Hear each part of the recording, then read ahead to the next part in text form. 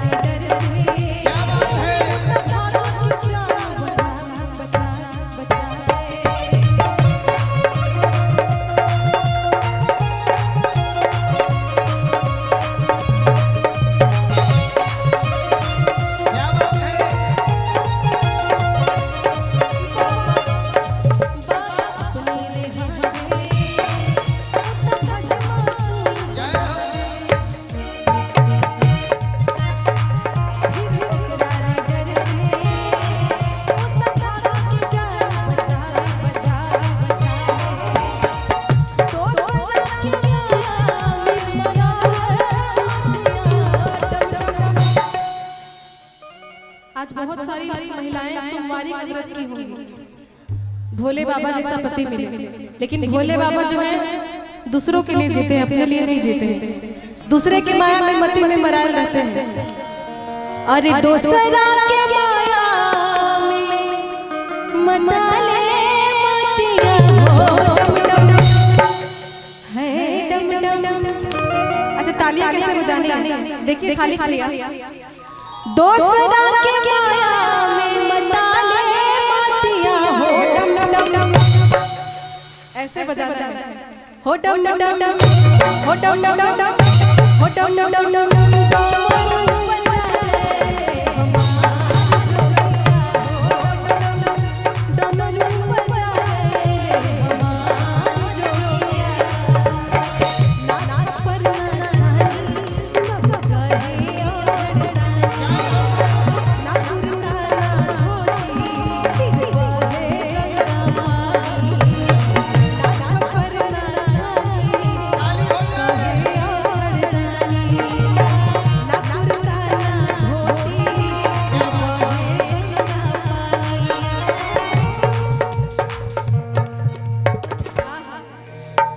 कि बाबा भोले बाबा राहुल गजबे कहानी। जय हो। अरे सावन में ही लतिया टूटही पलानी। आप लोग बोले कि भोजपुरी भजन सुनते हैं, ज्यादा पसंद करते हैं, तो आप लोगों के लिए सुना रही हैं। तालियां एकदम जोरदार बजनी चाहिए। जागरण का मतलब यही होता है, अकेले हम लोग आप लोग सोच रहे हो कि गाने आई हैं और हम लोग से मेहनत करवा रही हैं। जागरण का पूरा मतलब सही मतलब यही होता है कि सब लोग मिलके एंजॉय कीजिए, सब लोग मिलके झूमिए कि बाबा भोले बाबा राउर गजबे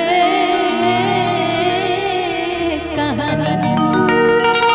अरे सावनों में ही लतिया टूटही पलानी।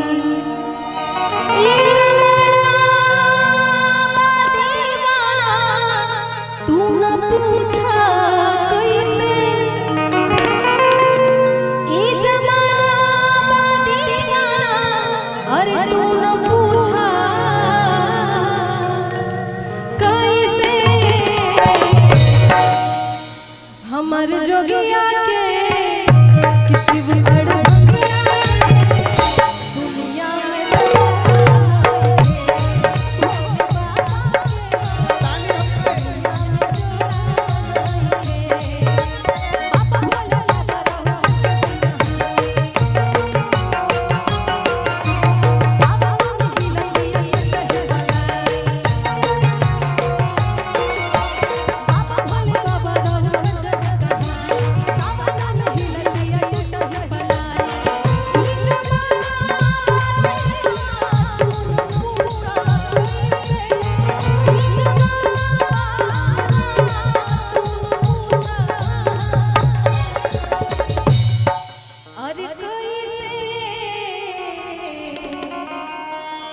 कि हमर जोगिया के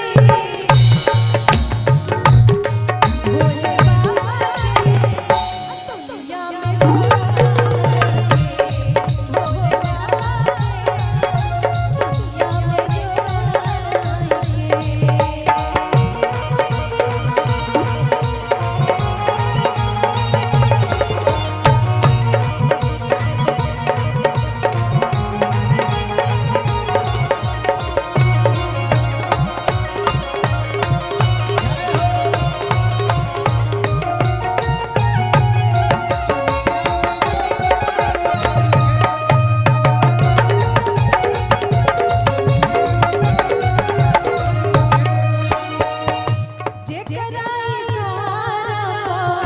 चले जो